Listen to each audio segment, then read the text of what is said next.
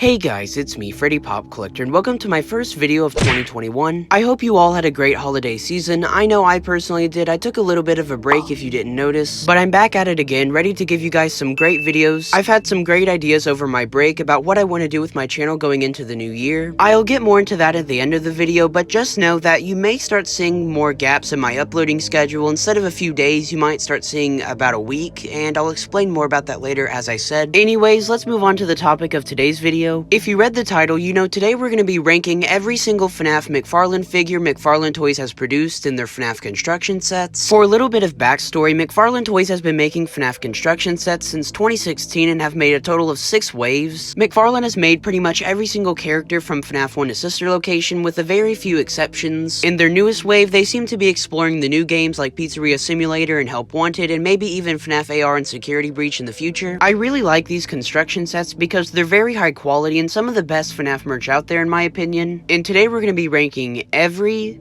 single figure they've made so far. One thing to mention before we get started, I'm not going to use the time cards like I usually do in my other ranking videos in my top 10s because there's over 50 of these things and it would just take way too long. Also, the re-released toy Freddy, the re-released toy Bonnie, the re-released Freddy, and of course the re-released Mangle are not going to be on this list because they're re-releases. Also, the West Hall and East Hall characters are going to be dropped as well because they're too similar to the originals to be counted as separate figures. So with that out of the way, let's get into number 50.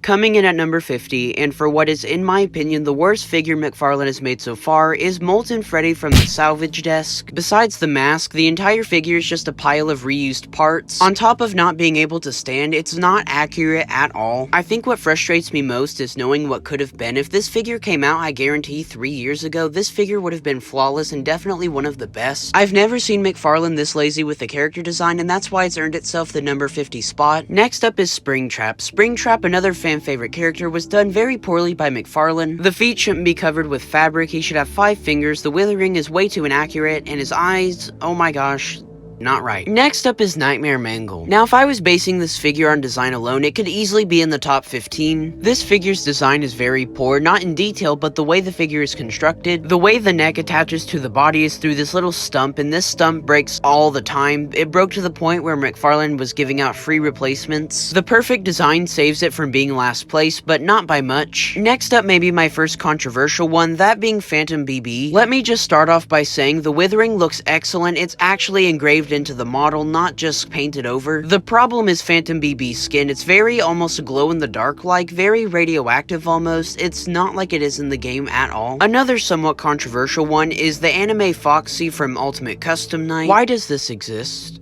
Why? Why don't we have Glitch Trap? Or Fredbear? Or the Jackos? Or JJ?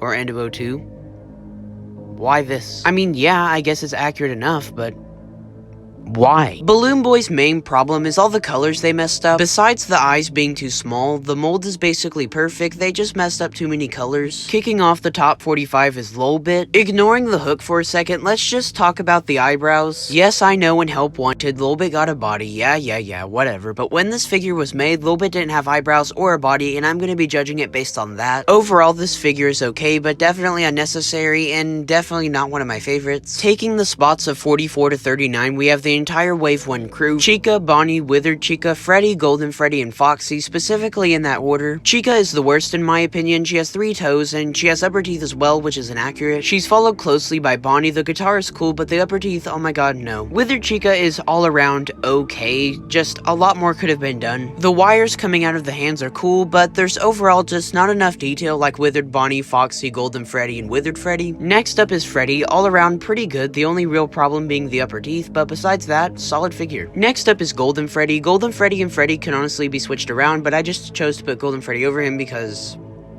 I don't know, I like him more, shut up. And the best figure of Wave 1 in my opinion is Foxy. All around the withering is really good, the molds are excellent, and they just overall did a great job. This entire wave is grouped together mostly because they all have the same issue. They're a little bit too cartoony, not really based on realistic and accurate details like the newer figures. So that ends our little subdivision of Wave 1. Let's move on to number 38. Coming in at number 38 is Nightmare Foxy. This may just be me, but I've always noticed that this figure has no unique molds. It's basically just a rehash of a bunch of other random random parts from other figures. And yeah, there's nothing wrong with that, but this figure's never stood out to me for that reason. Next up is the beaked version of Toy Chica. Yes, I guess this is technically a re-release, but it's fundamentally different enough for me to include it. My only problem with this figure is the eyes are very, very, very small, way too small, way too small. Next up is Biddy Bab. This figure doesn't move, but overall a great representation of the character. All the details are there, and if you want to customize your own, you can make Electrobab pretty easily. The puppet is all around alright. The problem is the legs. They shouldn't be made of individual pieces. They should have taken the Night Marion route. Besides the legs, however, the masks, the stripes, the buttons are incredibly well done. Next up is Funtime Foxy. The body is pretty well done. Besides the speaker being black, it should be silver. All around, great design body. My personal issue with this figure is the head. The proportions are very off, and the overall expression is just really odd to me. If you couldn't already tell, we're basically in the point of the list where all the figures don't really have any problems. It just comes down to personal preference. Next up is Withered Freddy. Withered Freddy doesn't have any problems. He's basically spot on. They added so many details to his character that's pretty simple. This figure stays accurate to the original source material, and at the end of the day, I think that's all you can really ask for. Balor is a bit hard to rank in my opinion because on one hand, she's very impressive. All the details are there, but at the same time, I don't think she really looks that good. Circus Baby, on the other hand, was excellently done. The lipstick is the only issue. It's orange instead of red like it's supposed to be. Next up is Toy Freddy. The body's perfection. Nothing could have made that better, but the eyebrows, oh my god, no. The way the face plates are crafted on Jumpscare Funtime Foxy are just incredible. I know this is pretty much Funtime Foxy but better, but come on.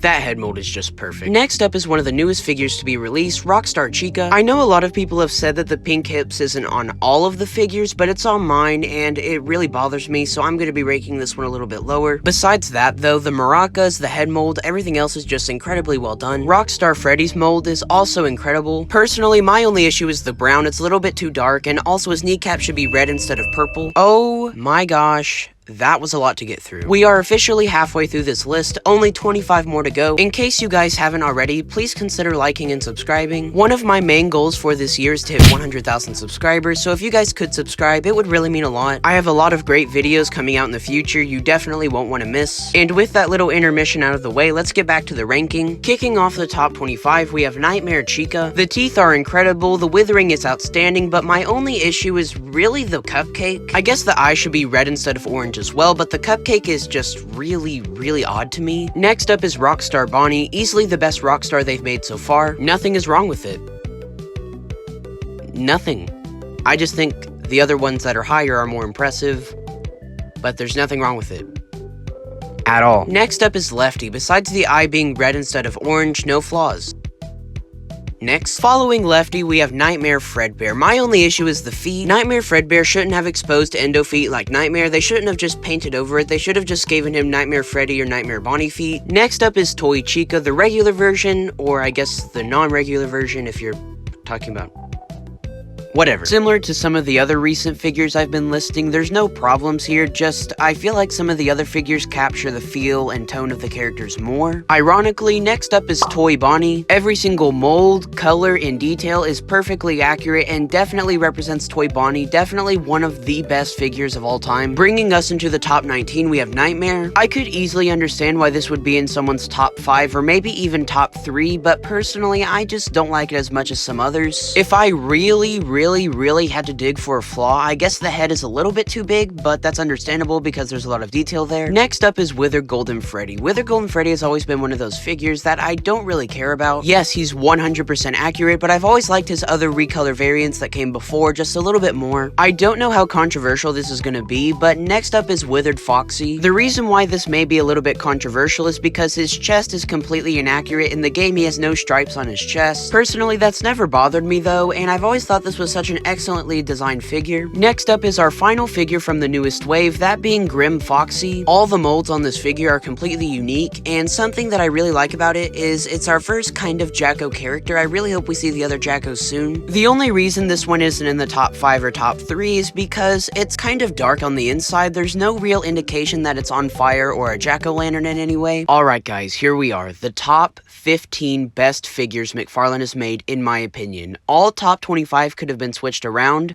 but in the top 15, all of these figures could have easily taken the number 1 spot, so let's get right into the top 15. Kicking us off on the top 15, we have Funtime Freddy. Not only is the detail breathtaking, but that missing foot is what really pushed it up in the ranking. It's amazing how much detail Mcfarlane is willing to put in such an obscure character, so coming in at number 15 is Funtime Freddy. Let's move on to number 14. Coming in at number 14 is Marion. I still can't believe Mcfarlane turned a character as skinny and as thin as Marion into such an accurate representation in Lego form. Yeah, I guess the legs could use a little bit of detail, but personally that doesn't bother me in the slightest. Coming in at number 13 is Bonnie. Basically everything I said about Marion applies to Bonnie. Excellent molds, outstanding paint, but what holds it back from being in the top 5 or top 10 is the lack of detail on the legs. Coming in at number 12 is Shadow Freddy. This is easily my favorite of the 3 Freddy molds they used for Funtime Freddy, Withered Golden Freddy, and Shadow Freddy, mostly because the shade of purple they used was just outstanding. Most representations of Shadow Freddy in merch is inaccurate or just really off in the color palette, but this one is just incredible, definitely the best piece of Shadow Freddy merch we have. Coming in at number 11 and barely missing the top 10 is our final Withered character, Withered Bonnie. I mean, what can I say that you can't see on the figure? Excellent molds, pretty much nothing really new here, just outstanding. Nothing could have made this better. The wires could be shorter, I guess, but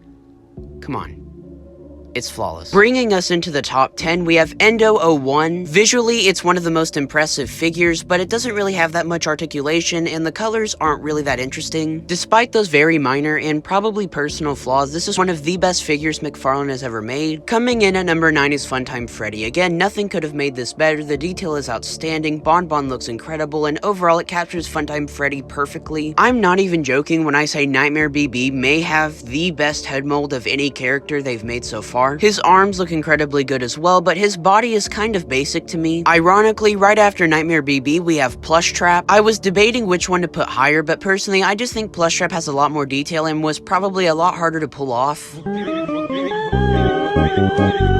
We have now officially entered into the top 5. Coming in at number 5 is Nightmare Freddy. Easily the best FNAF 4 character they've made. Not one little small detail, not one remold would have made this figure better. I'm grouping the Freddles with him as well. Each mold is unique for each Freddle, which is something Mcfarlane didn't even have to do, but they did anyway, and that's going to affect the score on him as well. Coming in at number 4 is RWQFSFASXC, otherwise known as Shadow Bonnie. This is a classic example of less is more. Yes, it doesn't have that much crazy detail or anything, but it is literally picture perfect, one of the best figures they've ever made. The colors are correct, the molds are awesome, and overall, this is one of the best, if not to some, the best figure that they've ever made. I think we all know what number 1 is, but deciding between number 2 and number 3 took a long time. Ultimately, I decided taking home the number 3 spot is Yendo. Just take a second to look at the craftsmanship on this figure. Oh my gosh, I can't believe this is in a $20 set. This figure looks like it could cost anywhere from $20 itself. Coming in as runner-up is Mangle. Mangle from FNAF 2. I don't know if this is going to be controversial or not, but I think this figure personally looks incredible. They fixed the issues with Nightmare Mangle while at the same time improving on the design and making it look so much better. And coming in at number 1 for what I personally believe is the best Mcfarlane figure of all time is... I mean, you already know, it's Enter. Every wire, every detail, every single limb is picture perfect, accurate to a pile of wires with a Halloween mask, whatever you want to call it. I don't think Mcfarlane will ever be able to capture this figure again, and that's why I personally think it's the best figure that they've ever made so far. Oh my gosh, this video has taken so many days. I think I'm on like, what, day 5 of recording this and editing this video? Thank you so much for watching. Make sure to like and subscribe again. I really want to get to 100k by the end of the year. Also, I'm focusing a lot more on quality instead of quantity this year. You may start seeing more gaps in my uploading schedule, as I said, but don't worry, it's definitely going to be worth it. So once again, thank you guys so much for watching. Like and subscribe if you're new, and I'll see you guys in the next video. Bye.